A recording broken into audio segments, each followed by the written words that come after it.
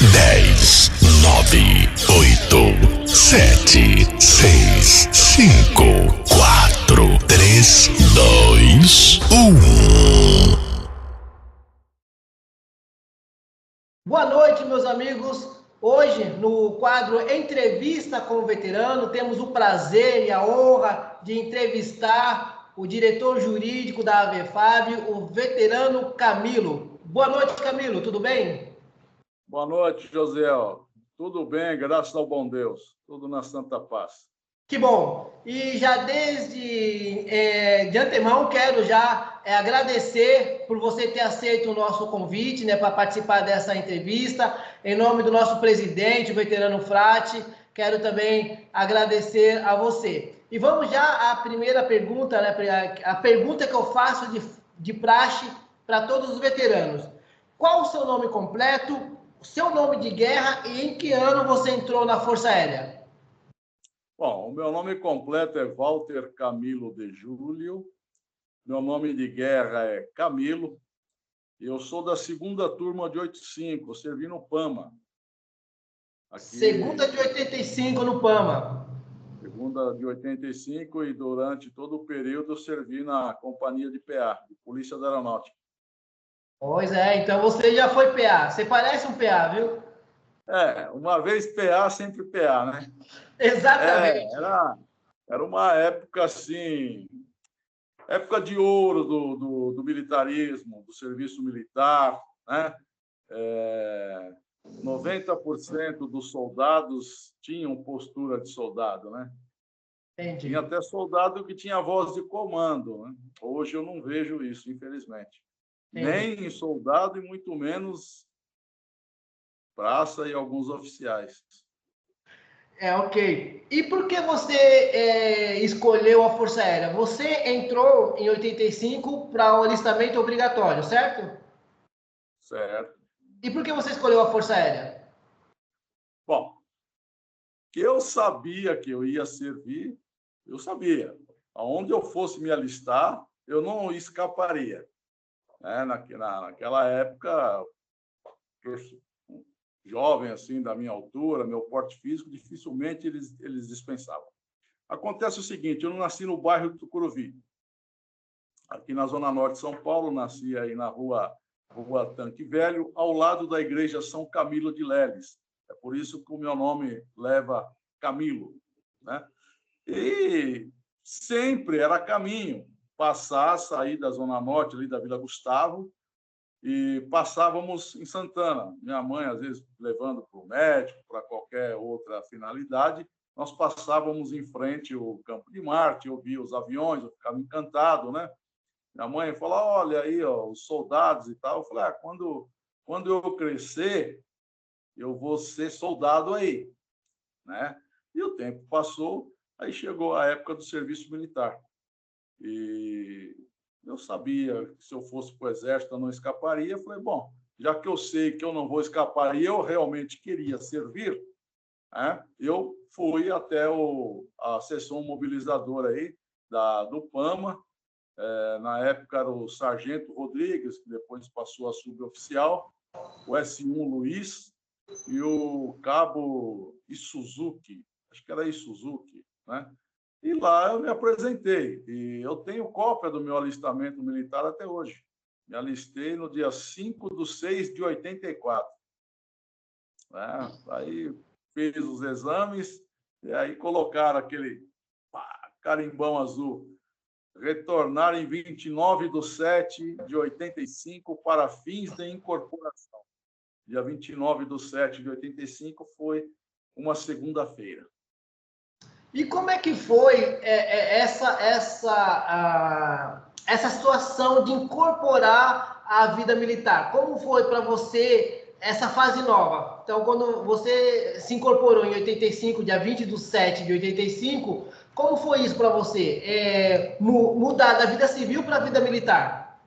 Na realidade, eu me apresentei no dia 29/7 e incorporei no dia 1º/8, porque no dia 29, 30, 31, eles fizeram aqueles ralos até para ver quem que ficava, quem que ia ficar, enfim, eu acabei ficando, né?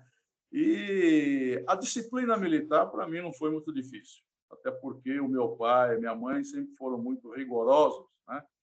Sempre teve disciplina em casa. Então, já levantava, você tinha que arrumar sua cama, você terminava de fazer a refeição, você já tinha que levar o seu prato, seu talher, o seu copo para a pia, já lavar, né? Então, quando eu cheguei no quartel, não foi difícil para eu me adaptar à rotina militar, à disciplina, até porque eu já era um pouco disciplinado. Só que em casa, quando eu aprontava, eu tomava um couro da mãe, né? E no quartel, se eu aprontasse, eu ficava preso. Um Então, pouco diferente. não tive dificuldade nenhuma de adaptação. Muito pelo contrário, me adaptei muito bem, muito rápido, muito fácil. E assim que você entrou, né? Depois do período de recruta, a escolha para CPA foi sua ou você foi escolhido para CPA devido à sua altura? Olha, eu já queria, eu sonhava em ser PA, né? Falei, bom, já que é para servir, não quero ficar levando papel para lá e para cá. Eu quero servir realmente e fazer algo que eu tenha orgulho, que eu tenha boas lembranças quando eu sair, né? E eu fui com esse objetivo de ser PA, mas na época não era fácil para você chegar na PA. Então, eu lembro que os cabos e sargentos que eram da PA, eles passavam, haviam 4 pelotões com os recrutas, né, que haviam incorporado, e eles foram olhando. Eu lembro que o cabo Itamar chegou até a minha pessoa, olhou e falou, e aí, o que você faz? Você é atleta? O que você faz? Eu falei, eu treino um karatê. Ah, você é karateca? Que estilo? Eu falei, Shotokan. Ele falou, eu sou faixa preta de Kyokushin, né? Estilo diferente, estilo para macho, ele falou, né? Aí eu falei, não, meu estilo é Shotokan. Você é faixa preta? Eu falei, não, verde. Bom, faz o seguinte, para cá. Aí pegou e falou, entra lá. Aí me levou para a PA, me colocou no pelotão lá da PA. E lá eu fiquei, né? Eu fiquei um período no 4º pelotão, né? Não lembro ao certo, acho que umas 2 semanas no 4º pelotão, que era lá na IG, antigo BGS, hoje é Sinfa, né? Na época era BGS, Batalhão de Guarda e Segurança, né? E aí eu fui assim retirado daquele 4º pelotão pelo cabo Itamar e fui apresentado ao sargento J. Roberto, que era o sargento mais antigo. O segundo mais antigo da PA, o primeiro era o sargento Junge, que era um S. E lá eu fiquei todo o período, né? Até o dia 31/7/86, quando eu dei baixa e voltei para a vida civil para trabalhar no Itaú, eu era funcionário do Itaú. E teve uma curiosidade, quando eu fui fazer o meu alistamento, o sargento Rodrigues falou, mas você é louco, o que você está fazendo aqui? Você trabalha no banco, você sabe quanto que ganha um soldado aqui? Soldado não ganha nada, o soldo aqui é mínimo, você tem um bom salário no banco. Aí eu lembro que eu falei para ele assim, saudoso Sub Rodrigues, né? Falei, olha, eu tenho o resto da minha vida para conseguir emprego bom.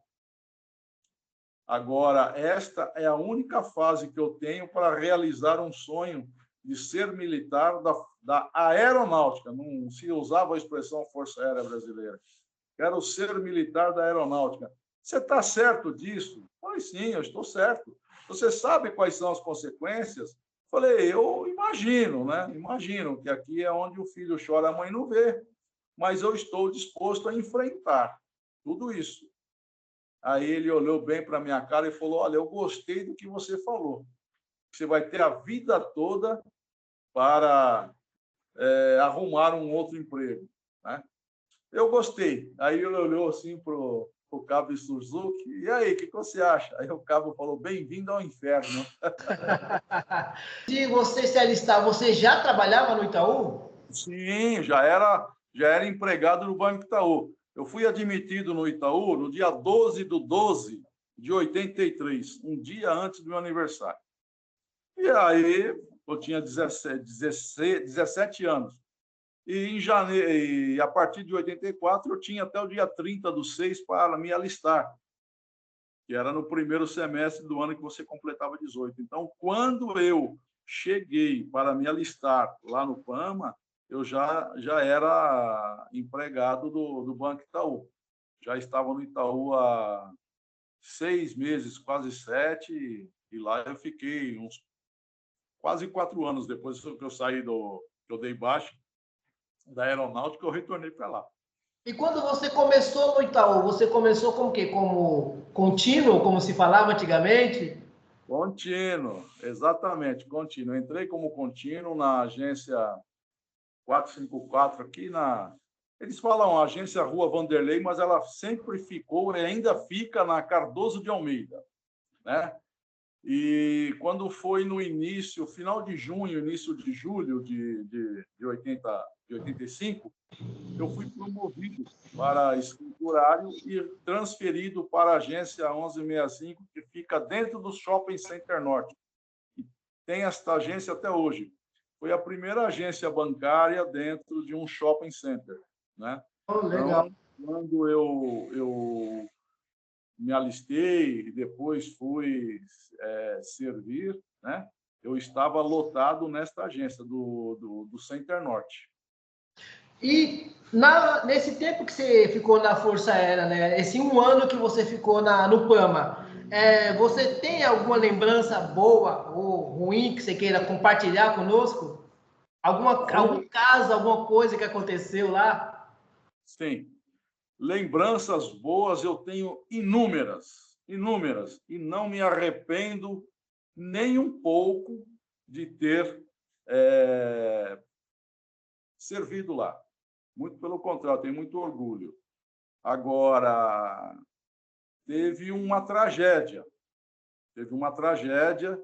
que realmente marcou a minha turma, que foram 2 colegas, 2 irmãos de farda, brincando com arma, com a pistola 9mm, e essa pistola veio disparar e atingir o soldado Deola. Salvo engano, o nome dele era Luiz Cláudio Deola, um jovem de 19 anos à época, estatura média, ele trabalhava na rouparia do PAMA, e eu lembro que eu tinha sido rendido lá no Corpo da Guarda, a PA tirava serviço no Corpo da Guarda, eu estava retornando para o alojamento, estava eu e o soldado João, vulgo Passarinho, já falecido, e nós ouvimos um disparo e uma gritaria. Aí nós corremos para dentro do BGS, né, o Batalhão de Guarda e Segurança. Aí, quando subimos, chegando no alojamento, aquela gritaria e tal, houve o acidente, né? A arma disparou e o Deola foi socorrido, foi para o ASP, do ASP ele foi foi levado para o ASP, depois ele foi transferido para o Hospital da Clínica, ficou lá acho que uns 15, 20 dias e depois, infelizmente, ele veio a óbito, né? E ele era filho de um sargento reformado, um sargento da reserva da Força Aérea, salvo engano, o sargento Valdemar, né? Então, esta é uma passagem muito triste, que marcou de uma forma negativa a minha turma. Ficou muito evidente, né, que com arma não se brinca. Eu já tinha esta consciência e eu via muita gente brincando lá. Eu também brincava com a arma, fazia graça, até que aconteceu este episódio aí, né? E foi algo assim que realmente marcou. Eu lembro que o soldado Deola foi sepultado num sábado, bem quente, bem ensolarado, no cemitério da Lapa. E o meu escritório é na Lapa, eu trabalho na Lapa, eu passo aqui ali na Queiroz Filho, praticamente 2, 3 vezes por semana. Impossível passar ali e não lembrar, né, daquela cena em que o corneteiro Araújo, já falecido também, só de falar já arrepia aqui, tocou o toque do silêncio, né? O toque fúnebre. Para fazer o sepultamento ninguém aguenta, né? Ninguém resiste. E alguma coisa assim muito legal? Uma passagem assim muito triste. Fora isso, só tenho excelentes recordações, boas recordações, amigos até hoje. Temos um grupo de WhatsApp e fomos encontrando os colegas e adicionando lá os amigos, né? Então, é uma amizade que se iniciou há 40 anos e permanece até hoje. Dentro da aeronáutica, nós ficamos 1 ano. Então, você tem 1 ano de história.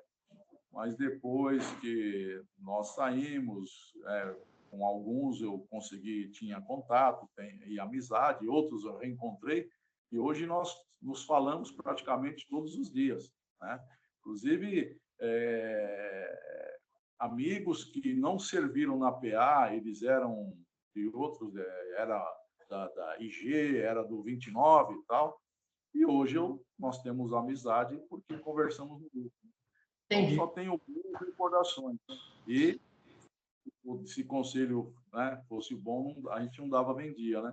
Mas eu reitero aqui, deixo afirmado que o serviço militar obrigatório ele é muito importante. Se todo jovem pudesse ter esta oportunidade, é algo que ele vai guardar para o resto da vida dele. E por que você deu baixa? Você não quis engajar? Olha, eu tinha curiosidade para entrar e ver, servir, né? Vestir aquela farda azul, né? Então, eu tive a honra de colocar o 10º militar, o 10º uniforme, o 7º, o 9º para educação física, o 5º, enfim, andava todo bonito, né? Para todo lugar. Então, eu me realizei. E, na época, não compensava eu permanecer, porque eu tinha condições de ser S1, mas o valor que eu ganhava, o salário que eu ganhava no banco, era um salário equivalente a de um 2º sargento, na época, né? Então, eu falei, não vou ficar, né? Eu vou embora, já passei por aqui, já realizei o meu sonho, né? E eu tinha já o objetivo de ser advogado, de fazer direito, né? E também consegui. Graças ao bom Deus, hoje eu sou formado em Direito já há 29 anos, advogando, né? E estamos firmes aí. E o que foi a Força Aérea para você?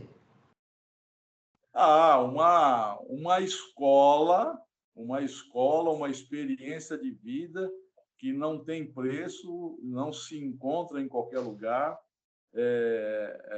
Amizades, aprendizado, pessoas com quem eu convivi, com quem eu conheci, você aprender, saber que atividade é posto, você respeitar hierarquia, né?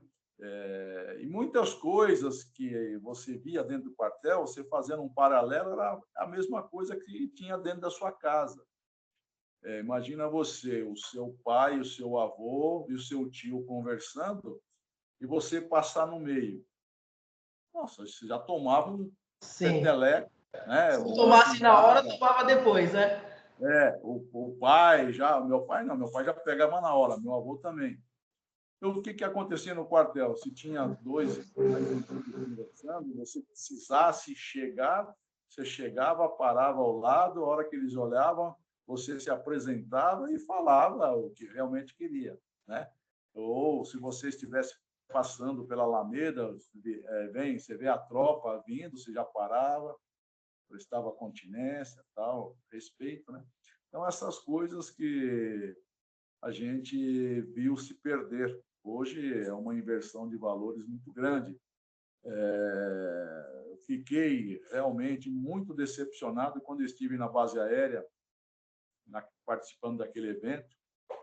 Vi coisas lá que me deixaram com o estômago embrulhado. Realmente, falei, eu não imaginei que um dia a aeronáutica iria se tornar isso. Empresas terceirizadas para fazer faxina, nunca vi isso. O soldado não faz mais faxina. Eu vi lá um comandante, o coronel, conversando lá com, acho que era um major. O tenente chegou e encostou do lado, como se fosse uma conversa de botequim. Eu nunca vi isso. Triste. Muita coisa mudou e realmente eu posso me dizer que eu sou um dos últimos, minha turma é uma das últimas da geração raiz mesmo do militarismo. E depois o negócio, sabe o porquê? Nós sabemos exatamente o porquê, como tudo começou, no final do governo do general João Batista Figueiredo, assumiu o governo civil e eles só foram sucateando as Forças Armadas. Porque antes o efetivo era muito grande. E hoje, pelo tamanho, a nossa extensão territorial que o Brasil tem, você deveria ter um efetivo de, no mínimo, aí, 2,5 milhões, 3 milhões de homens, principalmente para patrulhar as nossas fronteiras. Eu lembro que, há uns 10 ou 12 anos, salvo engano, o Congresso mudou a lei do abate. E agora, para você abater uma aeronave, o cara invadiu lá no Amazonas, ele já chegou no Rio Grande do Sul, já está na Argentina, quando vem uma autorização para abater. Antes, não, você mandava descer, se não descesse, você derrubava. Agora, não. Enfim, coisas muito estranhas. Então, eu lembro, falar em abate, eu lembro que em 82, um avião invadiu o espaço aéreo brasileiro. E foi mais ou menos na época da Guerra das Malvinas, por aí. E dois Mirage levantaram, decolaram de Santa Maria, no Rio Grande do Sul, se não me engano, e interceptaram e mandaram descer. Desce, senão eu derrubo. Tem agora, completou 40 anos deste episódio, inclusive um dos pilotos do caça, um oficial, um negrão, que deu entrevista, 40 anos que o Brasil interceptou. Eu lembro que eu vi aquilo na televisão, na Globo, eu fiquei assim, maravilhado. E uma coisa que eu quero deixar aqui registrado, que quando eu servi no PAMA, o brigadeiro era o Luiz Hugo Corrêa Marinho. Era um negrão, era um brigadeiro. Então, tem muita gente que eu ouço, muita gente fala, não vejo negro chegar no alto comando. Mas, se for competente, chega assim. Eu servi sob o comando do brigadeiro Luiz Hugo Corrêa Marinho, preto. Sim. Então, agora... e esse piloto que interceptou, eram dois, que interceptou e fez o pessoal descer, é um negrão também, Então, como diz, o presidente Bolsonaro, meritocracia. Se tem mérito e tem competência, a pessoa chega lá independente da condição. Exatamente, chega. Agora vamos falar um pouco sobre a sua vida civil. Você é casado, tem filhos? Sou divorciado. Divorciado. E estou namorando, Tá certo. E namorando. você, depois que você saiu... Tenho filhos,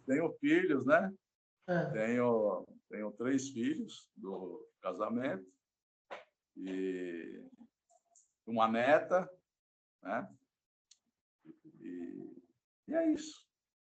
E aí, depois que você saiu da Força Aérea, você voltou para o Itaú, Ficou mais 4 anos, e aí você fez faculdade de Direito e se formou em bacharel em Direito. e hoje você exerce a função, né, a profissão de advogado. Em que área você advoga? Tá. Deixa eu fazer uma correção. Eu te falei que eu entrei no Itaú em dezembro de 83 e lá eu permaneci até outubro de 87. Então, não chegou a 4 anos. Aí eu saí do Itaú, fui para a Nestlé, trabalhei 6 meses na Nestlé, aí recebi um convite de um supervisor da Brahma e fui trabalhar na Brahma. Aí saí da Nestlé, fui para a Brahma e permaneci na Brahma até junho de 85, de 95. Depois comecei a advogar, né? Então, eu me formei na Faculdade de Direito de Osasco, aqui na Fiel, na turma de 95. Depois comecei a advogar já a partir de janeiro de 96 e permaneço até hoje. Atuo muito na área trabalhista e civil, né? Criminal eu faço muito pouco, só por indicação, e faço também muitos processos administrativos, né?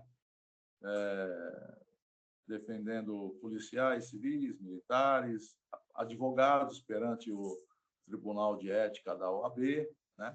Então, especificamente, são essas áreas do direito que eu advogo, né? Sim, então o seu foco... Uma coisinha ou outra na área tributária, né? Que eu também não sou especialista, mas algumas coisas a gente conhece, o básico a gente conhece e tem condição de fazer também. Então, o seu foco é mais trabalhista e civil? Trabalhista e civil. Trabalhista e civil. E... A área criminal, na realidade, ela é uma área muito boa para defender aqueles clientes que que estão envolvidos em delitos de colarinho branco, né? Os mensalões da vida e por aí afora, que são processos que o advogado criminalista ele ganha bons honorários, bons honorários. Agora, pegando por aí esses pés de chinela aí que fica roubando o pai de família, isso aí não compensa e eu nem pego. Então, essa área criminal que você falou, né, de defender esses bandidos, ela não rende, não dá bons honorários para o advogado? Olha, eu particularmente não gosto de defender assaltante. Eu não gosto de defender assaltante, porque eu vou defender a gente fala o famoso 157, assalto à mão armada. Vou defender um camarada desse daí, amanhã ou depois a vítima poderá ser a minha pessoa, minhas filhas, amigos, né? Então, esse tipo de delinquente, eu não gosto, eu quero distância.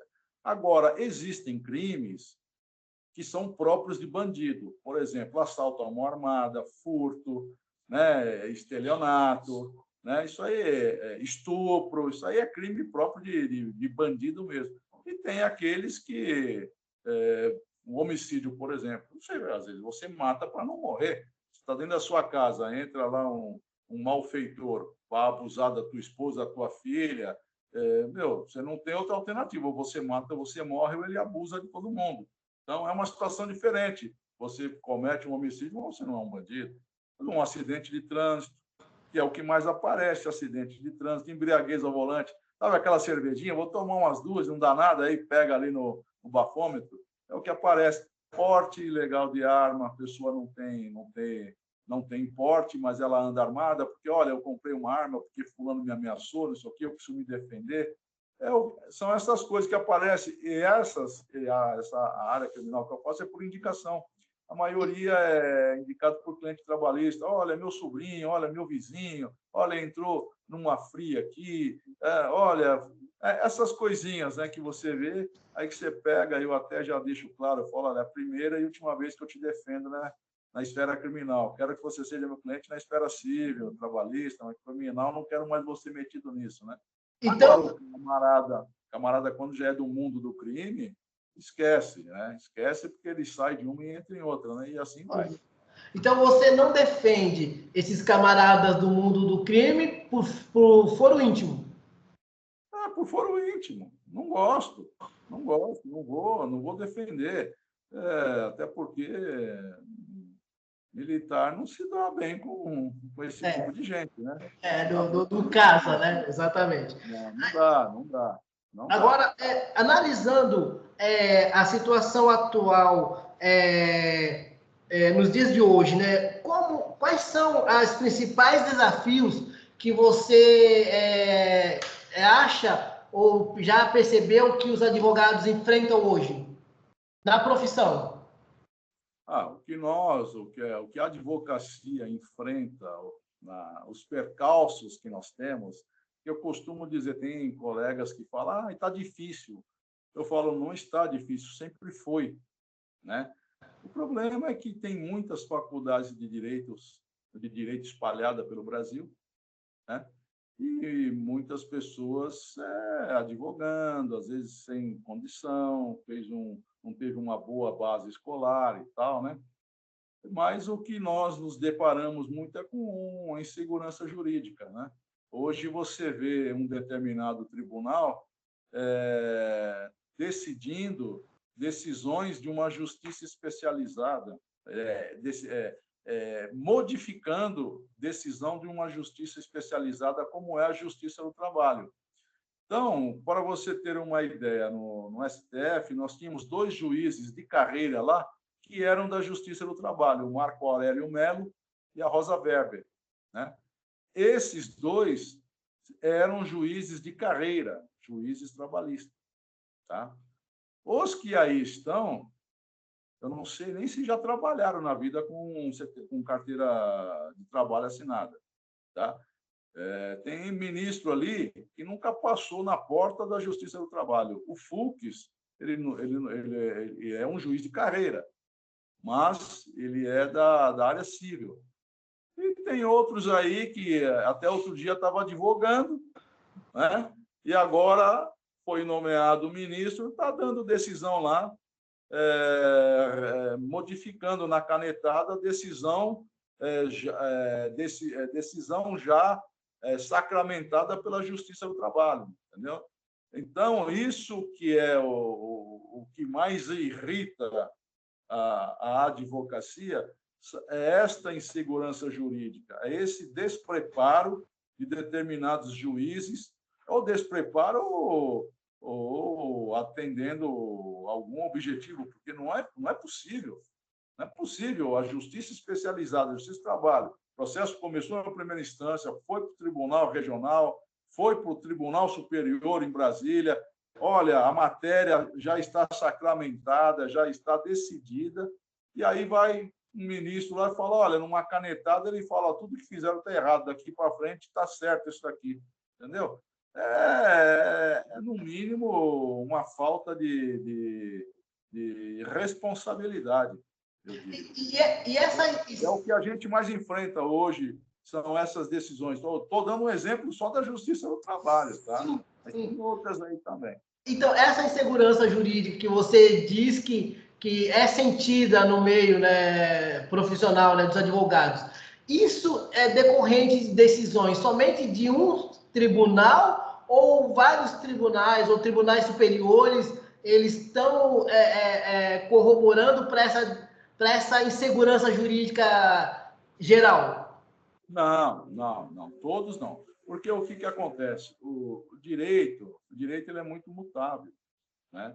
No direito, 2 mais 2, na matemática, 2 mais 2 sempre será 4. No direito, 2 mais 2, às vezes é 4. Às vezes é 714, às vezes é 915, às vezes é 1063. Entendeu? Então, existem decisões. Eu já vi decisões que o juiz fala, olha, eu decidia desta forma, mas diante do que vem decidindo os tribunais superiores, eu estou modificando o meu entendimento, estou acompanhando para que a minha sentença não crie uma falsa expectativa na parte, porque lá na frente, no tribunal, ela será reformada. Então, isso é muito comum. O juiz hoje ele pensa de uma forma e depois ele fala, olha, analisando bem, eu acho que esta corrente majoritária que está definindo, que está decidindo desse jeito, ela é mais coerente e tal. Então, são decisões que são pensadas, que são analisadas, né? Então, isso é comum, isso a gente entende. Aqui, por exemplo, no Tribunal Regional do Trabalho, nós temos, acho que são 80 ou 90 desembargadores, né? Eu sou fã de carteirinha de uma desembargadora chamada Rilma, Rilma Emetério, né?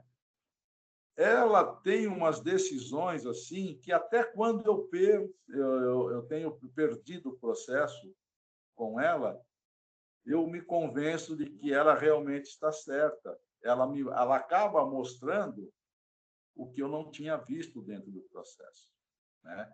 Então, tem outras desembargadoras, outros desembargadores muito bons aí, né? Mas essa desembargadora Rilma, as decisões dela, nos processos do meu escritório que passaram pelas mãos dela, eu me convenci. Quando eu ganhei, fiquei contente. Falei, claro, né? Mas quando eu perdi, eu não gostei. Então, me convenci que ela estava certa. Então, mas isso então não é comum entre os juízes de primeira instância ou os desembargadores, pelo que eu entendi, você fala assim, essa desembargadora, até quando eu perdi, ela me convenceu, ou seja, ela fundamentou de tal forma que você saiu de lá convencido, realmente, eu perdi porque ela tinha razão. Então, essa fundamentação entre os juízes, isso não é comum, essa fundamentação exacerbada para que o juiz possa falar, não, realmente eu estou decidindo tal coisa com base nisso e nisso. Porque é o seguinte, quando a decisão é na primeira instância, que é nos fóruns aqui da Barra Funda, nos fóruns regionais, é um juiz. Quando a parte que se sente prejudicada, ela recorre, vai para o tribunal. Então, no tribunal, a Câmara ou a turma são compostas de 5 desembargadores.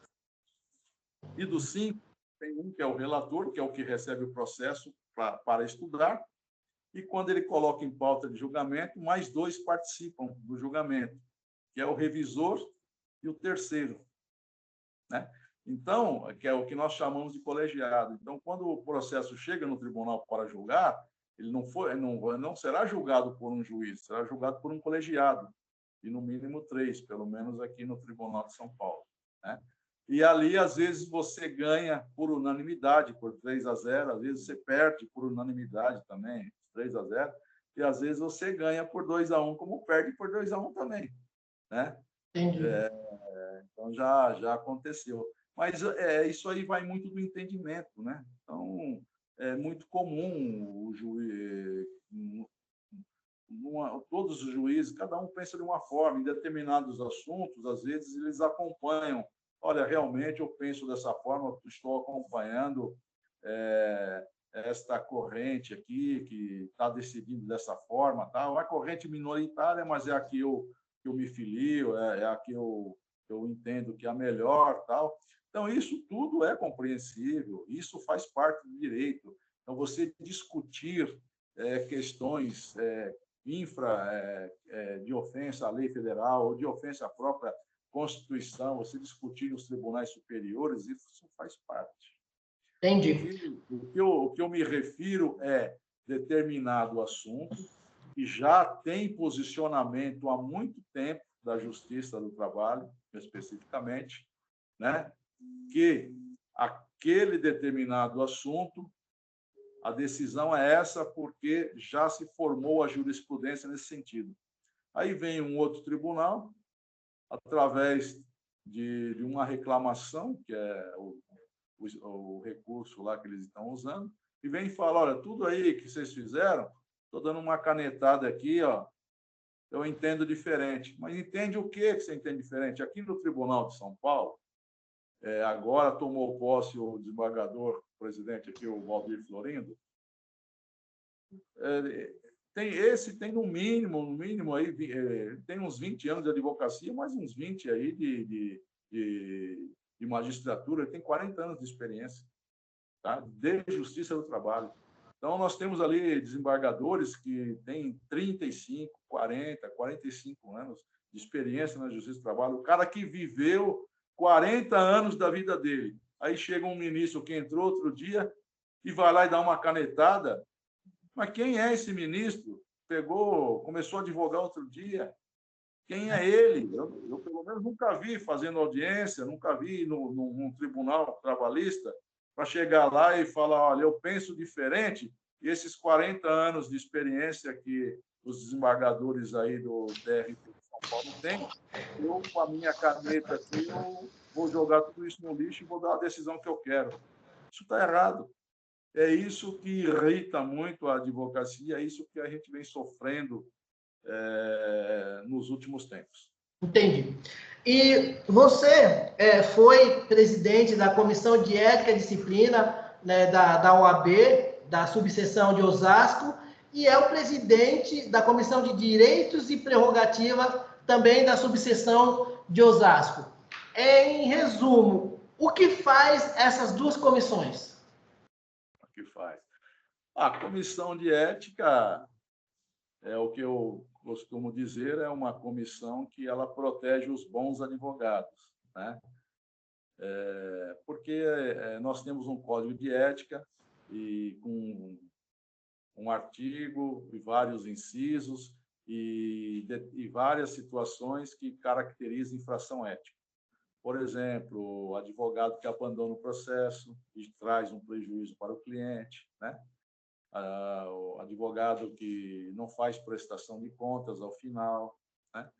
Então, às vezes, o cliente se sente assim prejudicado, ele acha que o advogado fez alguma coisa que é antiética, então eles vão até a comissão de ética e fazem uma reclamação. Olha, eu quero reclamar contra o advogado tal, por isso eu tenho esses documentos aqui.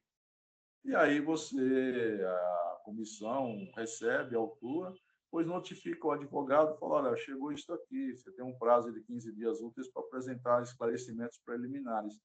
Depois que ele apresenta, isso é avaliado por um assessor para ver se aquela reclamação do cliente tem procedência ou não.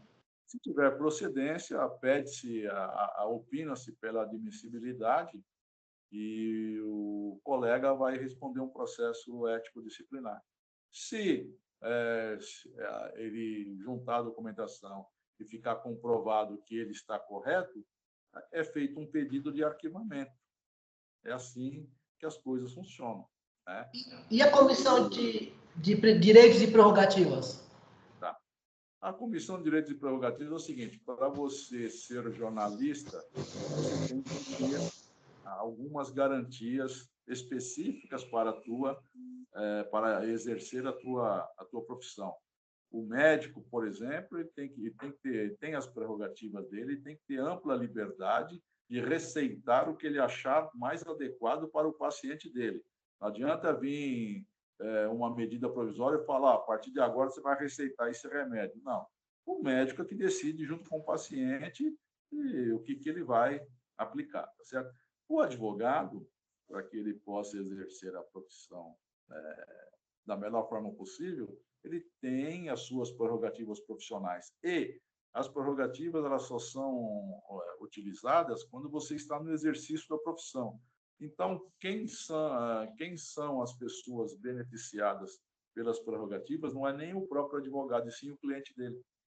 Por exemplo, o advogado tem o direito de chegar na delegacia de polícia e ser atendido e conversar com o seu cliente que lá se encontra preso, né? Então, se o advogado chega na delegacia, tem mais 2 advogados lá, ele aguarda a vez dele, depois ele será atendido. Tem esse direito de falar com o cliente dele que está preso ali, tá certo?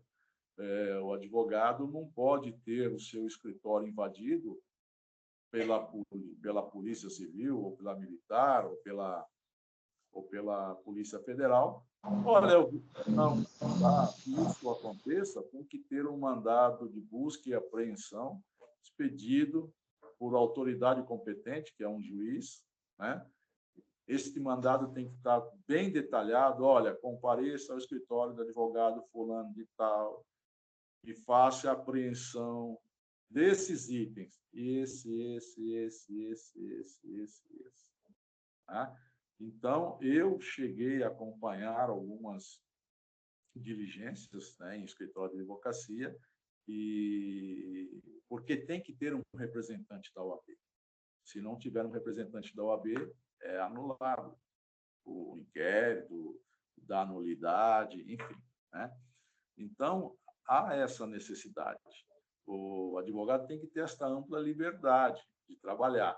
É evidente que, se ele estiver fazendo coisa errada e, dentro de uma investigação, um juiz determinar busca e apreensão e ficar determinado que ele tem culpa no cartório, ele vai responder criminalmente, tal, vai responder na esfera administrativa junto à OAB, mas, para que se entre dentro do escritório dele, tem que ter uma autorização expressa de um juiz. Não pode chegar e entrar e ponto final. Advogado tranquilo, isso não pode.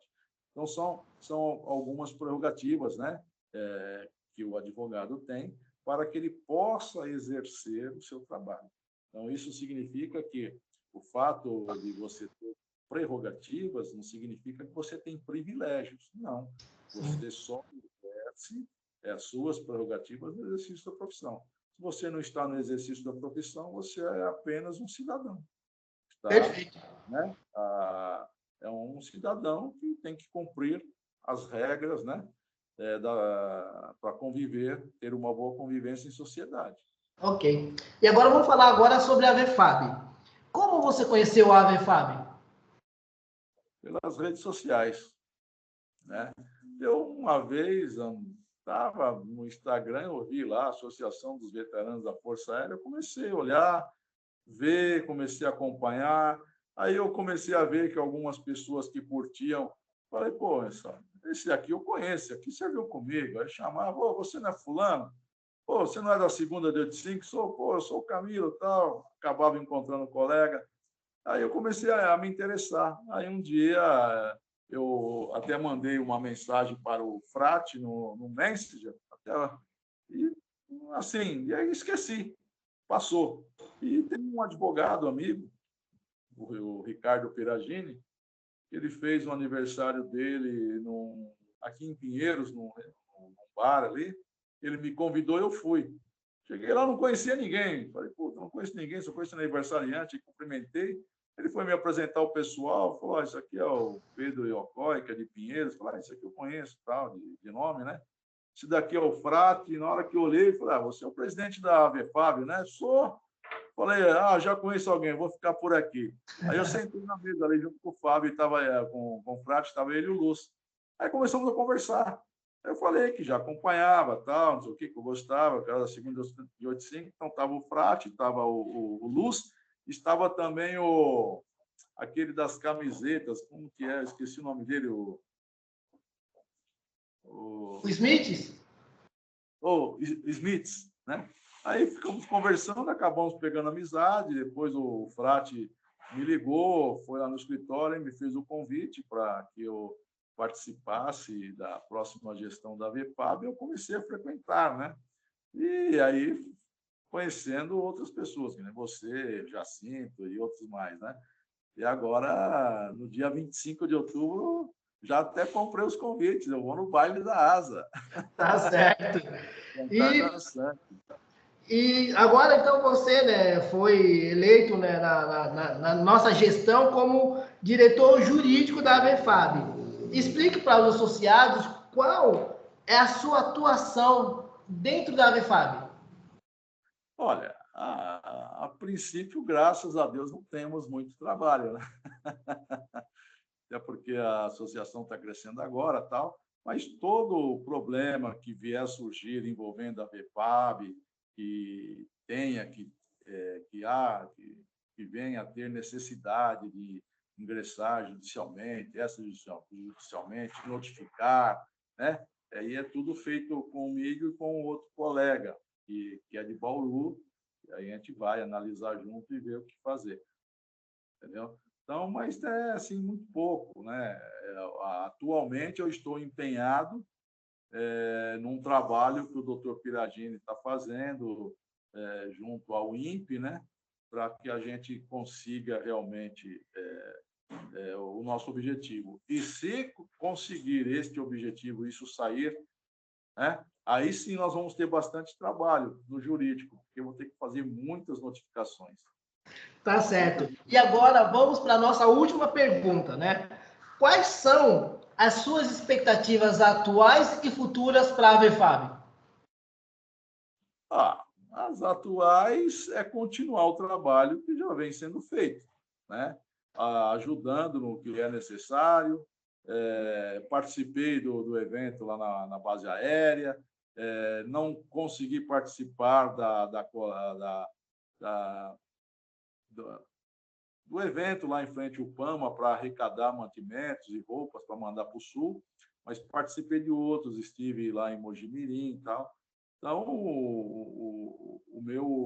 a minha expectativa é que a gente consiga, nessa gestão, dar uma alavancada, né?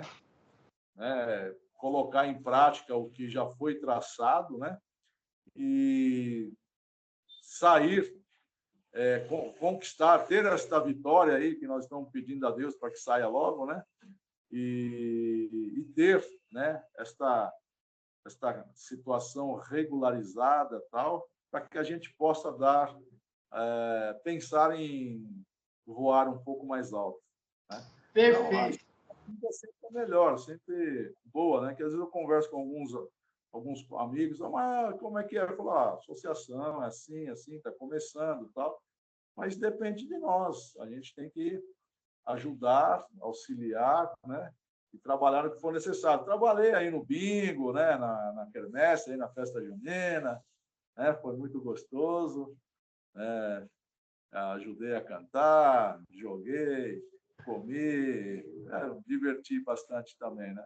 Então, eu tenho visto que nós temos participado de bastante eventos, né? Bastante solenidades, e isso é bacana, né? E o que eu acho assim muito bom é que você vai conhecendo novos colegas, né?